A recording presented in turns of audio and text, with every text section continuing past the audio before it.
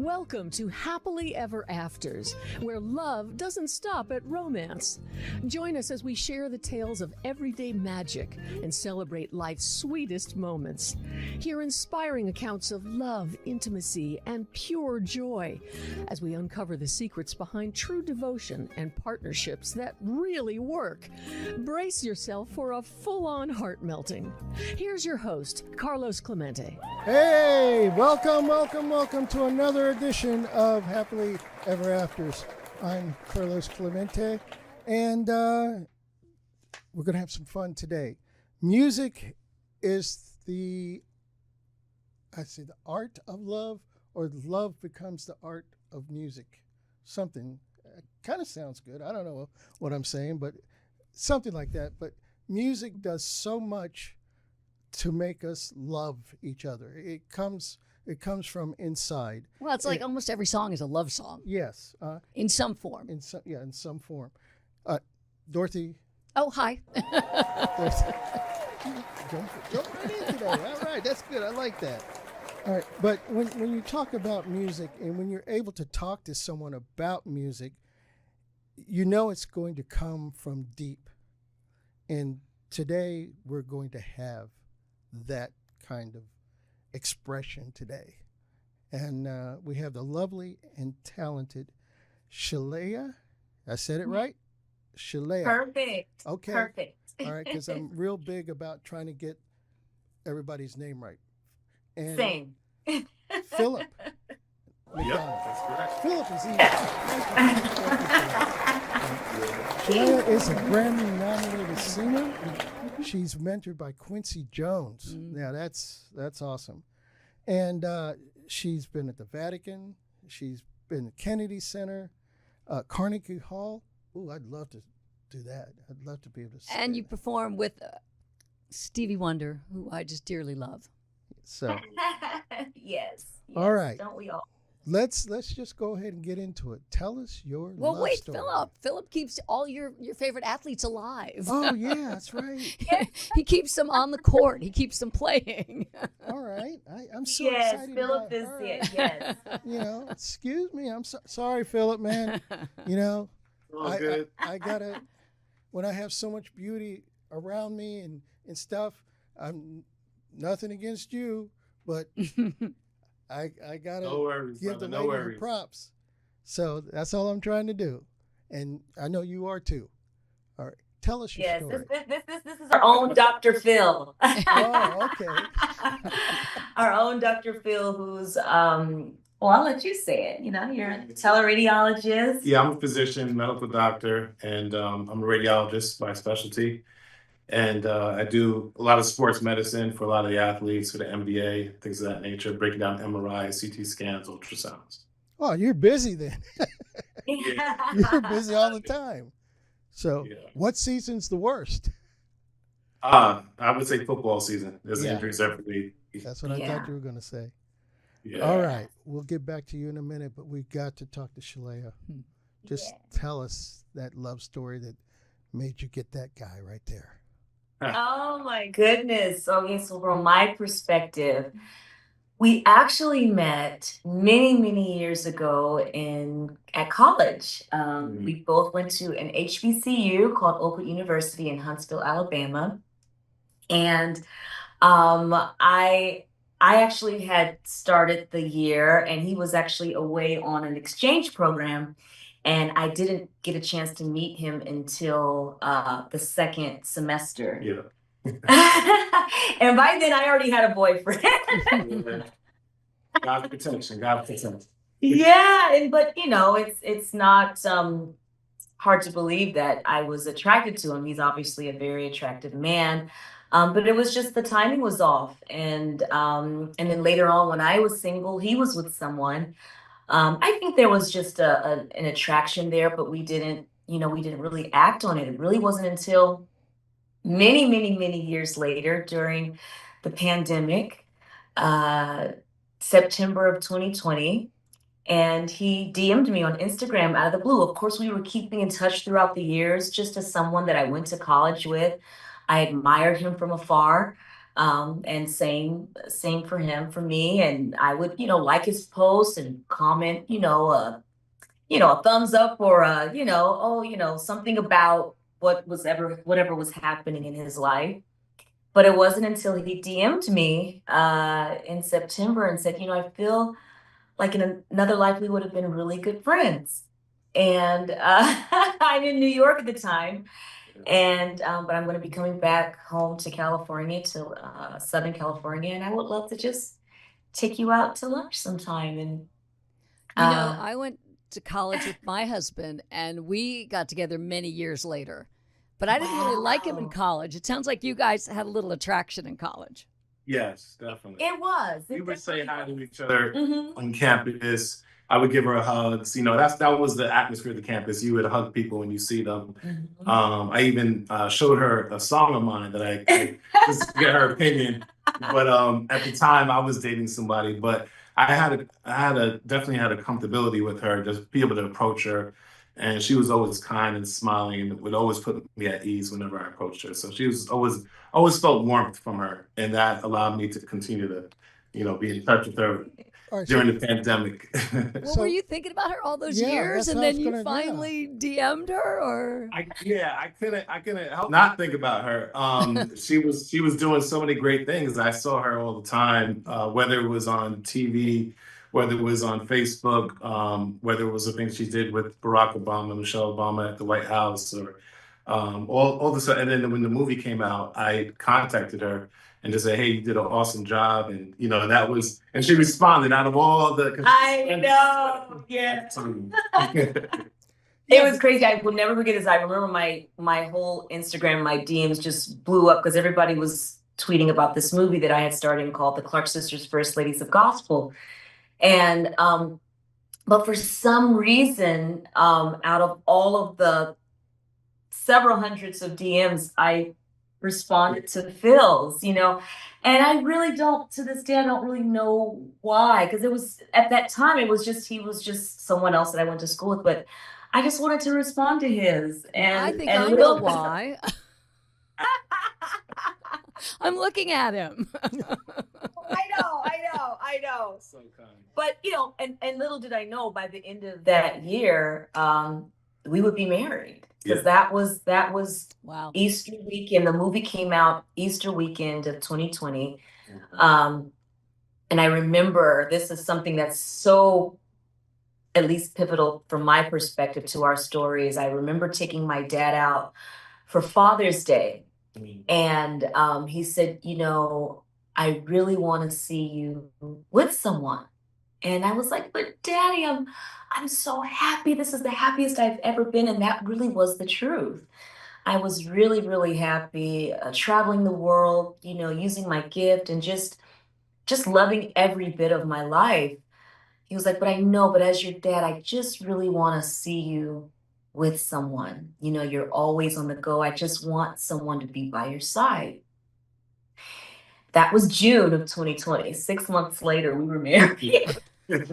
But did you tell him that what your father told you?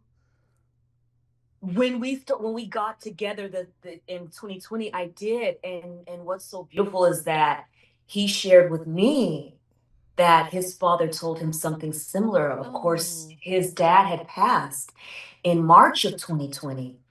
And another little eerie thing is that I was doing a show in Blue Note at that time. So I was 25 minutes from him, not realizing he was grieving his father and preparing, to bury him. But before he passed, he said, you're going to find someone.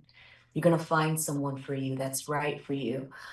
This has been second time around for both of us. And so many times, we both have amazing moms in our life who pray for us.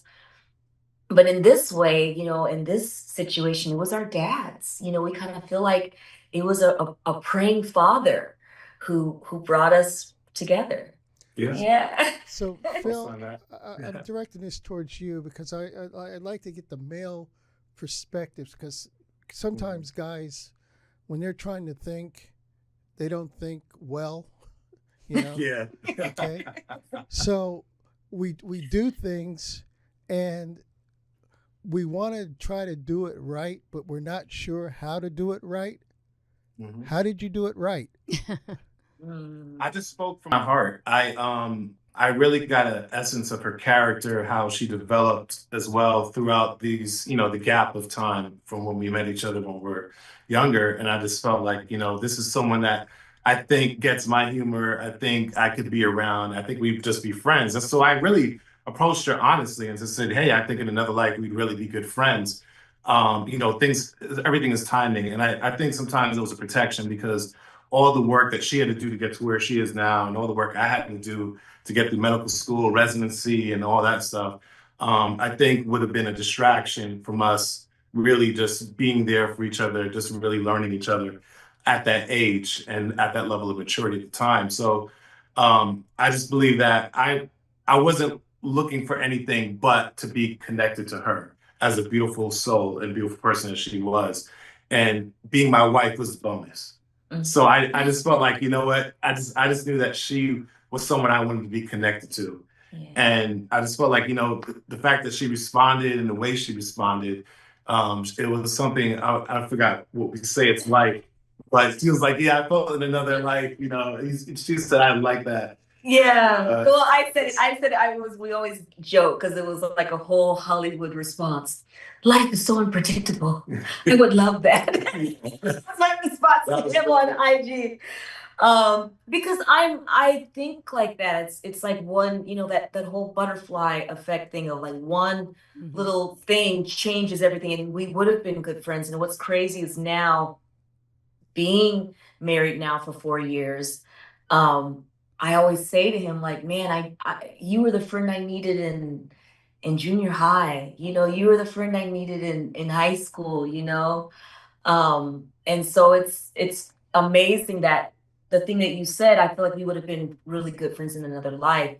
That is what I think is the cornerstone and just the core of what our relationship, it really is friendship. And that's what I value most. Yes, he's gorgeous and there's so much that I admire about him, but we just laugh. All we do is like literally laugh all day. And because he's a teleradiologist, he can come with me everywhere. So literally, I just flew in this morning from doing a private birthday party in Toronto. He was able to come with me because all he needs is Wi-Fi and a power cord. So when I'm filming movies, he's, he can be with me, and so there's just this real connection. And I think if we weren't friends, it would be too much. Yeah. But like, I really like being with him, and we started during the pandemic. And so it was such a unique, I think, era of what the world was going through. To where, we were just used to being with each other all the time. And that was almost our default setting. And so now it's like, after 4 years, I think the longest time we've ever spent apart has been like 4 days. And I also feel like the pandemic put us in this capsule time. It was like dog years being in the pandemic. It was like, 3 months was almost like a year and a half for us. And a lot of relationships didn't survive the pandemic, and a lot of it had to do with people just not liking each other, or just because of the commute and just the day-to-day life, you kind of grow apart. But for us, this was this was how our baseline was going to be, was during the pandemic, because we're always at home or able to travel together, so we're always around each other. But another point to your point about the laughter, Shalea's mom, who's what I call my mom in love. She told us about a study where they said laughter actually is most successful couples have like this undercurrent of laughter throughout the day, and shared laughter, because you could be laughing at somebody. We're laughing together at the silliest things, and it's almost like an improv show the whole day. And didn't she say it was a certain amount of minutes? Like it was like 30 minutes. I forgot what she said, but she started counting, and it's like, wow, you guys really do. So she was telling, I think it was something about like 30 minutes of like nonstop laughter or something like that. Yeah, throughout the day. And so she was telling us, like, oh, we do that. We do that. And she's like, no, you don't. So she was hanging out with us during the day. All she heard was just nonstop giggles throughout the day. She was like, okay, so you actually, for telling the truth, you guys really do just laugh. You guys lose yourself in each other, don't you? you Yeah. kind of lose yourself in each other Yeah. when you're together. You just blend together, and the love comes out, the friendship. I've never heard anybody use friendship like in a relationship like you two have today, and it gives it a whole special meaning. So with Yeah. that, Philip, I want you Yes. to repeat something. Okay. I'm going to read it. I want you to repeat it to her. Okay. When I look into your eyes, When I look into your eyes, I tend to lose my thoughts. I tend to lose my thoughts. Sounds So like a marriage ceremony now. Repeat after me. I was that's just like that waiting for quote. the music in the background. Oh Yeah. my gosh. So I listening. That's the thought that came to me, and I thought it'd be cool if you said it to her. I So love that. Thank you. That's so so sweet. you'll remember that, and later write it down Mhm. and use it again. Okay. All right. Sweetest thing, my son just got married recently, and my daughter-in-law has a twin, and the twin said, I hear them, in a speech she made at the wedding, I hear them laughing in the morning when I visit them, and I hear them laughing at night. It could make me cry. You guys are so sweet and funny, obviously. Right? Thank you. At least to each other. Now, how are you taking your two careers, meshing them together to create and continue a happily ever afters moment? I remember thinking, when I was single, what kind of guy could really exist in what I do? And I was thinking back then, I was thinking maybe an author. Because I thought actually I found out later that, sometimes authors can be very particular where they write. So maybe not so much. They have a certain, rhythm and the the rigor of traveling and going from city to city, might not have even been great for that. I didn't even know what a teleradiologist was.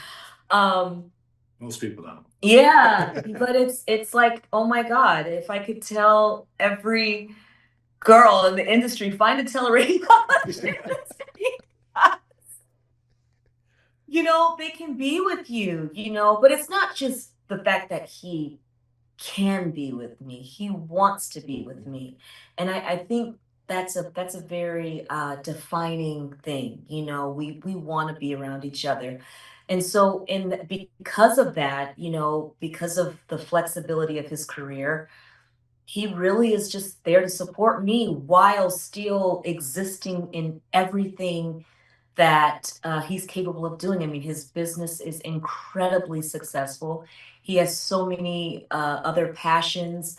Um, he's an owner of a professional basketball team called the Los Angeles Ignite.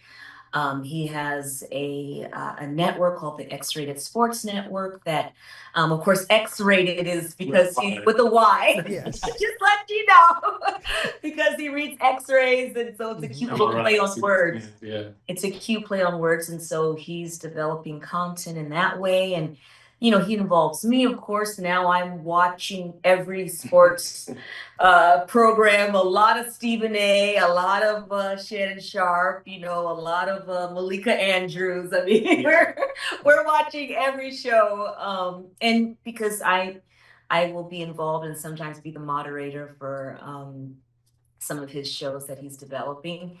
And so we both just kind of, are there to support each other.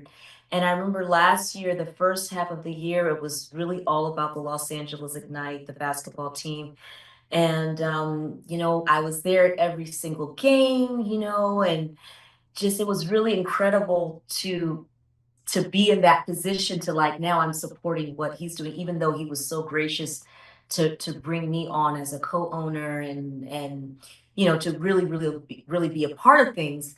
But for so, in the beginning, it was all about him being there for me and for my shows, of course, still being able to do what he does as a radiologist. But when it comes time for my shows in the evening, he's right there. If he needs to hold my purse, Yeah. what I love about him is that in all his greatness and all his success, there's a humility to really be there and support his woman. And it takes nothing from him to be my number one fan.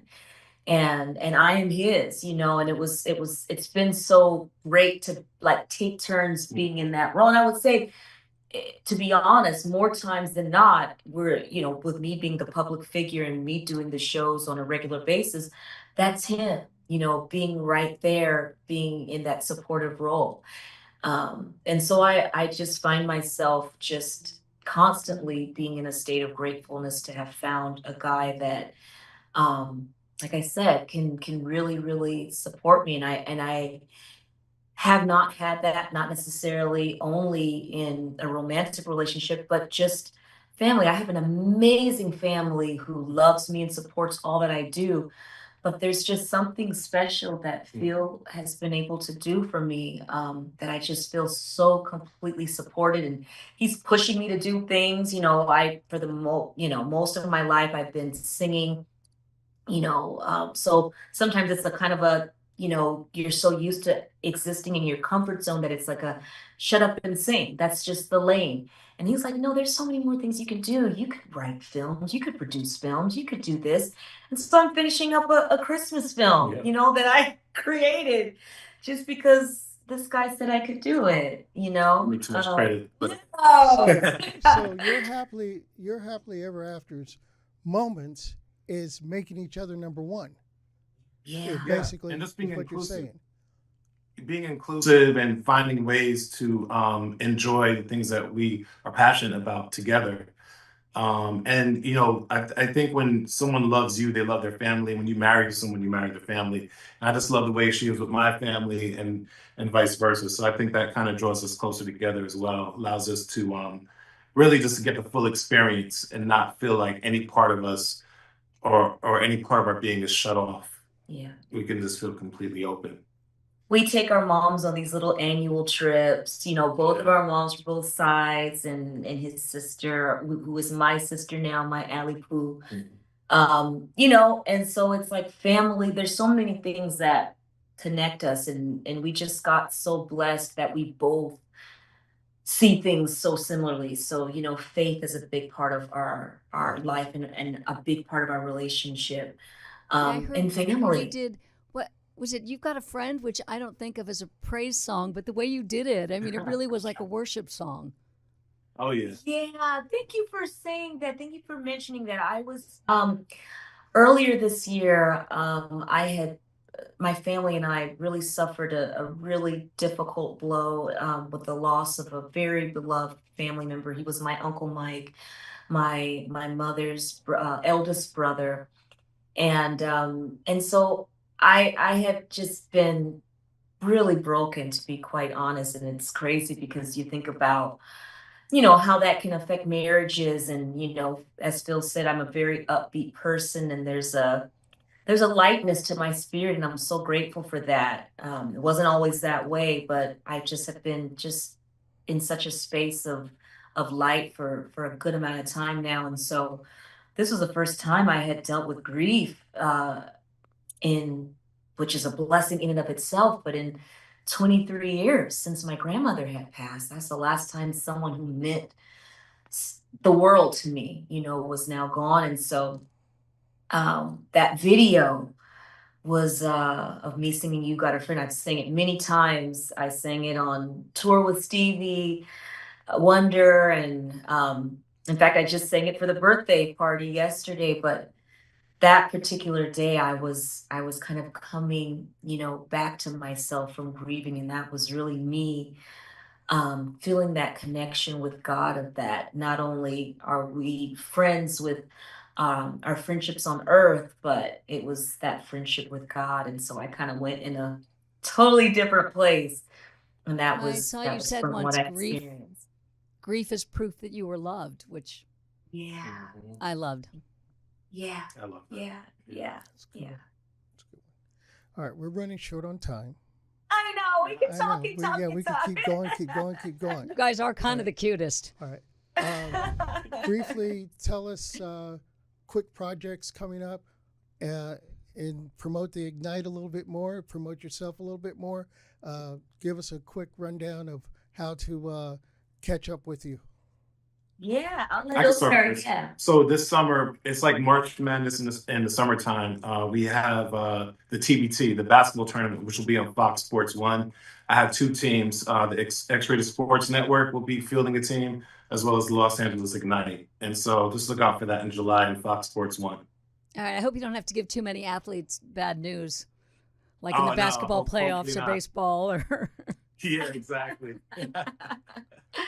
Right. And I am so excited to be releasing new original music this year. It's been a long time coming. So April 25th, I'm going to release my single called Never Give Up on Love. And I think it's such a perfect song title to share today, spending this time with you, is because, there's so many people out there that see our story and they're like, you guys give me hope that I can find love the second time around, or just even the first time around, or the third time around. I say, listen, you keep trying until you get it right. But yeah, it's a message that I'm really excited to bring to the world. And yes, I co-wrote it with an incredible writer, Davy Nathan, um, from a place of, romantic love, but it really is about anything, never giving up on just loving what you do, what you're passionate about. If God has put something on your heart, or you just feel passionate that this is what you should be doing in life, don't give up on it. If it's even, you want to have a family, or you want to have a child, or want to go back to school, or, just don't give up on what you love. And so I'm excited to share that message. In April, I'm going to be also going to Florida, to Miami, and doing this show with the New Deco Orchestra. That's going to be the day after, April 26th. Everything is so close. So that's going to be, I'm actually going to be releasing singles for the next 3 months at least, the last Friday of every month. So this first one is going to be in April, and that's going to be Never Give Up on Love. But keep a lookout, and you can also keep in touch with me on shaleamusic.com. And that's also my Instagram, my Facebook music page. It's all Shelea Music, SHELEA Music. Thank you. Okay. Thank you Yeah. very much. And Thank you. it's a pleasure, and we'll have you on again. And We would love I'd that. love to have you on again. Happily ever afters, folks, where a little love goes a long way. And these two folks just showed us that. So thank you very much. Thanks for Thank having you. us. Thank you for having us. All right. And you can follow us on Instagram too, I think now. Yeah. And we're on the UBNGO on YouTube, the Apple Podcast. So subscribe when you see it. Subscribe too. All right. Okay. We'll Yep. subscribe to Thank you. you. You subscribe to us. How's Got that? it. Is Got that a it. fair deal? Thank you so much. All right. And real quick, where did the Ignite play? We're here in We LA. play in Kentucky. We're going to be in two pods. They have the Louisville pod as well as the University of Kentucky pod. So there's a lot of alumni squads. So but the best way to catch us this year, is going to be on the TBT on Fox Sports One. Okay. But during the season, we do play at Cal State LA. That's what I needed to know right there. Yeah. Okay. Yes. Thank you very much. We'll join you again soon. All right. All right, Thank buddy. you, Guys, folks. have a great day. Thank you, you. guys. Thank you. And that wraps up another Happily Ever Afters.